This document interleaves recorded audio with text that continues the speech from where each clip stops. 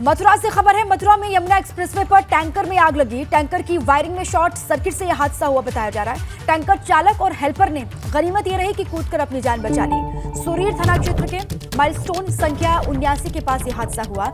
Yamuna expressway पर tanker में आग लगी, यह तस्वीर दिखा रहे हैं। टैंकर की वायरिंग में शॉर्ट सर्किट की बात सामने आ रही है, जिस वजह से यह हादसा हुआ कहा जा रहा है। टैंकर चालक और हेल्पर ने वक्त रहते कूद करके अपनी जान बचा ली। माइलस्टोन संख्या 79 के पास यह हादसा हुआ है। तस्वीर किस तरीके से यहां पर आग लगी टैंकर में, उसी वक्त की तस्वीर आपके सामने है। शॉर्ट सर्किट टैंकर के वायरिंग में बताया गया, जिसके बाद यह हादसा हुआ। दोनों ही ठीक हैं, चालक और हेल्पर वो टैंकर में मौजूद थे, लेकिन जैसे ही आग लगी तुरंत वो बाहर निकले, उसके बाद अपनी जान बचाई। और बड़ी खबर, आज झांसी और प्रयागराज के दौरे पर रहेंगे सीएम योगी आदित्यनाथ। झांसी और प्रयागराज में प्रबुद्ध सम्मेलन को संबोधित करने वाले हैं और निकाय चुनाव को लेकर भी सीएम प्रबुद्ध सम्मेलन को संबोधित करेंगे। सीएम योगी झांसी से बुंदेलखंड को करोड़ों की सौगात आज के दिन देने वाले हैं। 327 करोड़ की योजनाओं का होगा शिलान्यास और लोकार्पण, ये जानकारी मिल रही है। ये बड़ी खबर है। झांसी और प्रयागराज के दौरे पर रहने वाले हैं सीएम योगी आदित्यनाथ। झांसी और प्रयागराज में प्रबुद्ध सम्मेलन होना है, जिसको संबोधित करते हुए दिखाई देंगे। साथ ही निकाय चुनाव होने हैं। निकाय चुनाव को लेकर यह खबर है कि प्रबुद्ध सम्मेलन को संबोधित करेंगे और साथ ही झांसी में उनकी मौजूदगी होगी और झांसी से बुंदेलखंड को करोड़ों की सौगात वो देने वाले हैं। 327 करोड़ की योजनाओं का शिलान्यास और लोकार्पण करने वाले हैं सूबे के मुखिया योगी आदित्यनाथ, ये जानकारी मिल रही है। सीएम के आगमन को लेकर अधिकारी तैयारियों में जुटे हुए हैं। झांसी और प्रयागराज में भी उनको जाना है, प्रबुद्ध सम्मेलन होना है और प्रबुद्ध सम्मेलन में तमाम बड़ी बातों का जिक्र भी करेंगे। निकाय चुनाव भी होने वाले हैं, इस बात का भी जिक्र वो अपने संबोधन के दौरान कर सकते हैं। सभी से राय ली जाएगी। निकाय चुनाव को लेकर सीएम प्रबुद्ध सम्मेलन को संबोधित करेंगे और झांसी से ही बुंदेलखंड को करोड़ों की सौगात भी सीएम योगी आज देने वाले हैं। 327 करोड़ की योजनाएं बताई जा रही हैं, जिनका शिलान्यास भी करना है सीएम को, लोकार्पण भी करेंगे। सीएम योगी आदित्यनाथ आज प्रयागराज के दौरे पर रहेंगे। सीएम यहां 2025 में होने वाले कुंभ और माघ मेले की तैयारियों की समीक्षा करेंगे। साथ ही मुख्यमंत्री संगम नगरी को कई सौगात भी आज देने वाले हैं। सीएम योगी यहां करीब 1300 करोड़ रुपए की विकास योजनाओं का शिलान्यास और लोकार्पण आज के दिन करेंगे और इसके साथ ही प्रबुद्ध जनों को संबोधित भी करेंगे सीएम। कुंभ मेले की तैयारियों के साथ निकाय चुनाव को लेकर भी सीएम का मंथन होगा। ये दौरा प्रयागराज का बहुत अहम माना जा रहा है। संगम नगरी में मौजूदगी होगी सीएम योगी की और कई विकास कार्यों की सौगात तो वो देंगे ही। 2025 में कुंभ होना है, महाकुंभ को लेकर कैसी तैयारी है इसको भी जानेंगे और माघ मेला होना है 2023 में, इसको लेकर भी वो अधिकारियों के साथ चर्चा करेंगे, उनसे समीक्षा करेंगे, उनसे फीडबैक लेंगे, किस तरीके से काम वहां पर हो रहा है, अधिकारी किस तरीके से आगे बढ़ रहे हैं। और बहुत अहम हो जाता है निकाय चुनाव को लेकर भी ये कहा जा रहा है कि प्रयागराज को बड़ी सौगात वो देने वाले हैं। 1300 करोड़ की योजनाओं की सौगात देने वाले हैं प्रयागराज को। मुख्यमंत्री जी का 24 तारीख को प्रबुद्ध जन सम्मेलन होने वाला है। काफ़ी बड़ा कार्यक्रम होना है और इस पे हम लोग लगभग 1294 करोड़ की परियोजनाओं का शिलान्यास और लोकार्पण भी कराएंगे और इसमें जो हमारे प्रयागराज जनपद के प्रबुद्ध जन हैं वो इसमें शामिल होंगे और इसके अलावा जो हम लोगों ने कार्यक्रम में शामिल किया है तो कुछ लाभार्थियों का हम लोग यहाँ प्रमाण पत्र वितरण भी कराएंगे। कुछ जो अच्छे कार्य हैं प्रयागराज में हुए हैं या स्टेट लेवल के हुए उनके संबंध में कुछ मूवीज़ का प्रदर्शन भी होगा। और माननीय मुख्यमंत्री जी के दिनांक 24 नवंबर के प्रस्तावित कार्यक्रम को दृष्टिगत रखते हुए व्यापक सुरक्षा व्यवस्था सुनिश्चित की जाएगी। चाहे वो प्रबुद्ध वर्ग सम्मेलन का जो स्थान है वहाँ की सुरक्षा व्यवस्था, मीटिंग की सुरक्षा व्यवस्था, रूट की व्यवस्था, हेलीपैड तथा अन्य जो व्यवस्थाएं हैं वो पुख्ता रूप से सुनिश्चित की जाएगी। इसमें सिविल पुलिस का डिप्लॉयमेंट, पीएससी का डिप्लॉयमेंट, उसके अलावा जो हमारे सादे में इंटेलिजेंस की टीमें लगती हैं उनका डिप्लॉयमेंट। उत्तर प्रदेश के मुख्यमंत्री योगी आदित्यनाथ बृहस्पतिवार 24 नवंबर को संगम नगरी प्रयागराज आएंगे। वो यहां पर कुंभ और माघ मेले की तैयारियों की समीक्षा तो करेंगे ही, साथ प्रयागराज को विकास की तमाम सौगात देंगे। मुख्यमंत्री योगी आदित्यनाथ प्रयागराज में विकास की 1300 करोड़ रुपए से ज़्यादा की परियोजनाओं का शिलान्यास व लोकार्पण करेंगे और इसके बाद वो एक प्रबुद्ध सम्मेलन को भी संबोधित करेंगे। ये प्रबुद्ध सम्मेलन प्रयागराज के परेड ग्राउंड में होगा और इस वक्त उस जगह पर पुलिस की ब्रीफिंग चल रही है, जहां पर मुख्यमंत्री योगी आदित्यनाथ प्रबुद्ध सम्मेलन को संबोधित करेंगे। इस सम्मेलन में 10 से 12 हज़ार लोगों के बैठने की व्यवस्था की जा रही है। मुख्यमंत्री योगी आदित्यनाथ के साथ ही इस प्रबुद्ध सम्मेलन में दोनों उप मुख्यमंत्री यानी केशव प्रसाद मौर्य और ब्रजेश पाठक भी मौजूद रहेंगे। तो मुख्यमंत्री योगी आदित्यनाथ के कार्यक्रम को लेकर प्रयागराज प्रशासन ने खास तैयारियां की हुई हैं और माना यह जा रहा है, कहा यह जा सकता है कि नगर निकाय चुनावों को लेकर खुद मुख्यमंत्री योगी आदित्यनाथ ने भी कमान संभाल ली है। वो तमाम जगहों पर जा रहे हैं, वहां पर इसी तरीके के कार्यक्रम आयोजित कर रहे हैं और इसी तरीके का एक कार्यक्रम संगम नगरी प्रयागराज में भी होने जा रहा है। और संगम नगरी प्रयागराज में होने वाले प्रबुद्ध सम्मेलन के जरिए मुख्यमंत्री योगी आदित्यनाथ नगर निकाय चुनाव के वोटरों को रिझाने की कोशिश करेंगे। कैमरामैन रोहित श्रीवास्तव के साथ मोहम्मद मोइन, एबीपी गंगा, प्रयागराज। गोरखपुर से अगली खबर है। गोरखपुर में 2 हफ्ते के अंदर सीएम योगी के होंगे 3 दौरे, ये जानकारी मिल रही है। मुख्यमंत्री गोरखपुर में निकाय चुनाव पर भी मंथन करेंगे। 27 नवंबर से 4 दिसंबर के बीच 3 दफा सीएम आएंगे गोरखपुर, ये खबर है। भाजपा के क्षेत्रीय अध्यक्ष और एमएलसी धर्मेंद्र सिंह ने ये जानकारी दी है। सीएम योगी गोरखपुर वासियों को सौगात देने वाले हैं। तो देखिए, दौरे लगातार बैक टू बैक होने हैं सीएम योगी आदित्यनाथ के।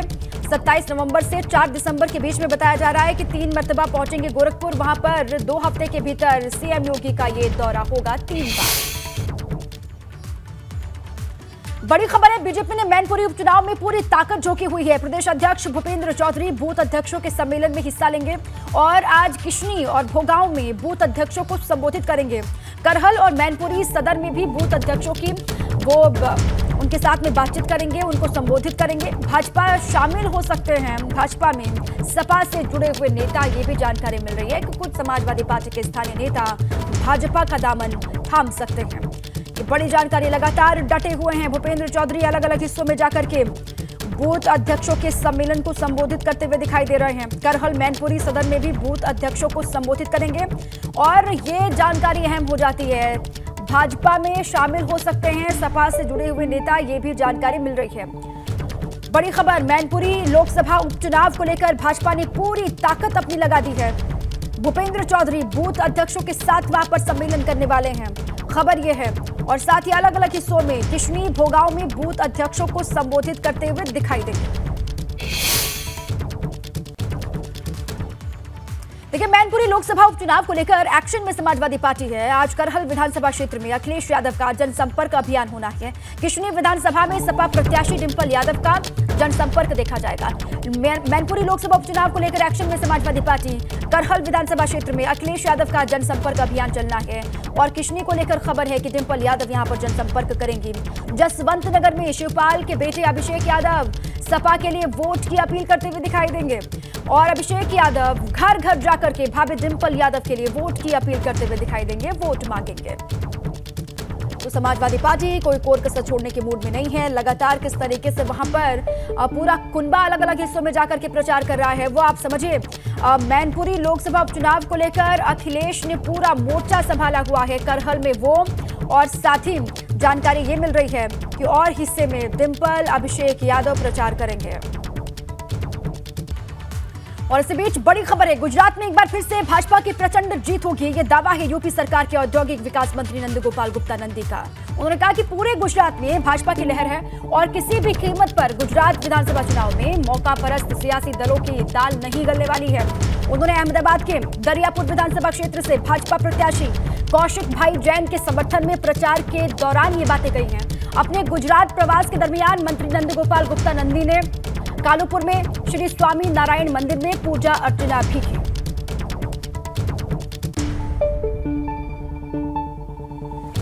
तो गुजरात विधानसभा चुनाव को लेकर बड़ी बात कही है। गुजरात विधानसभा चुनाव में भाजपा की प्रचंड जीत होगी, नंदगोपाल गुप्ता नंदी का दावा है। औद्योगिक विकास मंत्री है यूपी सरकार में। गुजरात की जनता जागरूक, नहीं गलेगी मौका परस्त दलों की दाल, ये उन्होंने कही बात। गुजरात में एक बार फिर से भाजपा की ऐतिहासिक जीत होने जा रही है। चौतरफा विकास और नए भारत की पहचान बनेगा जीत का आधार। गुजरात में ये बातें उन्होंने कही हैं।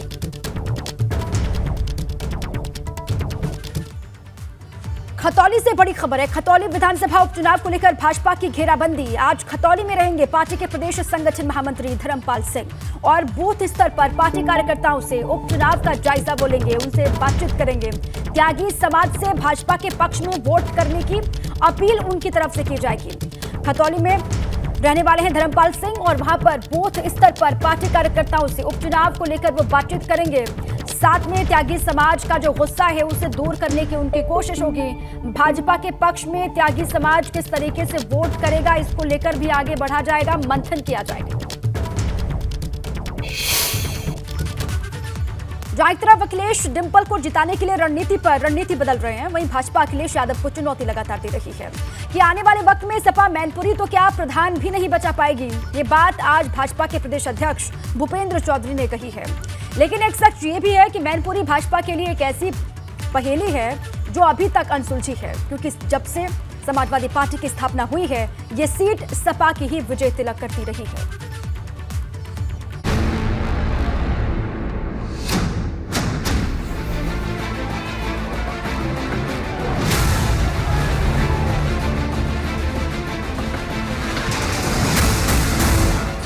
भाजपा के चौधरी का संदेश, प्रधानी भी नहीं बचा पाएंगे अखिलेश।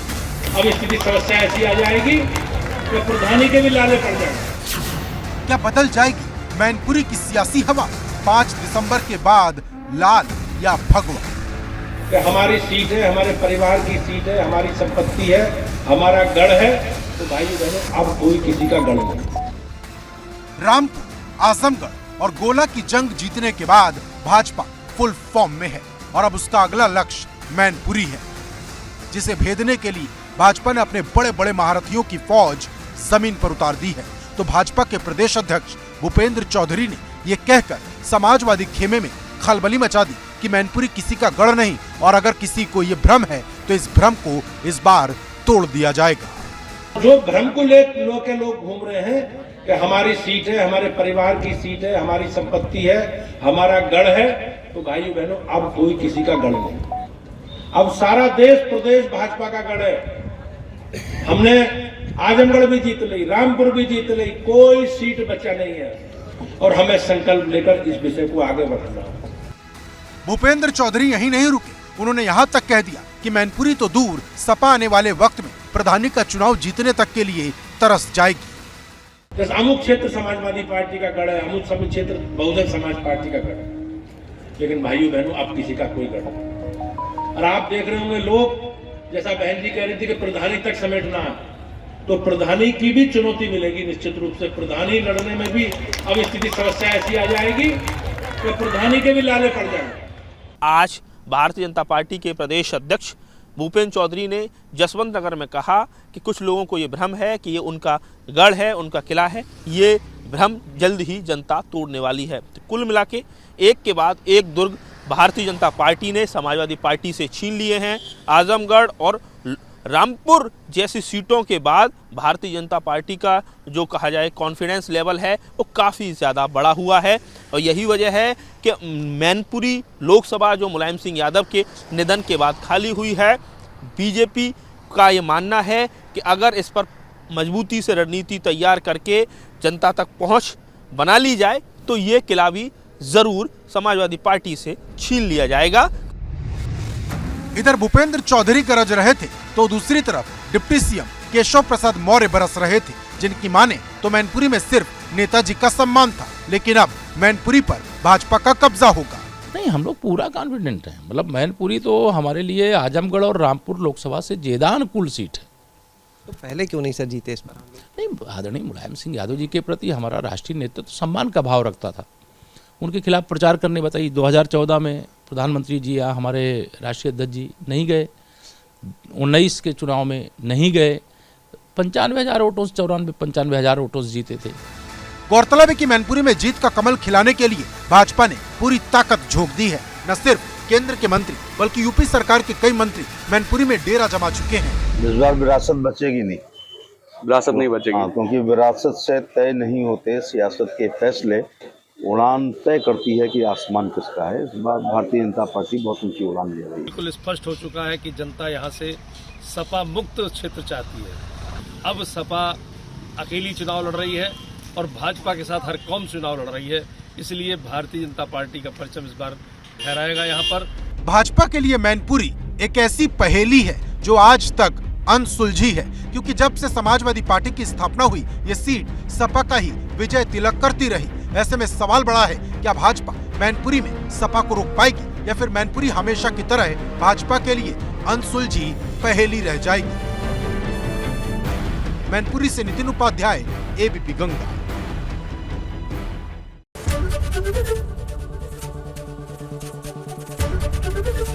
एबीपी गंगा, खबर आपकी, जुबान आपकी।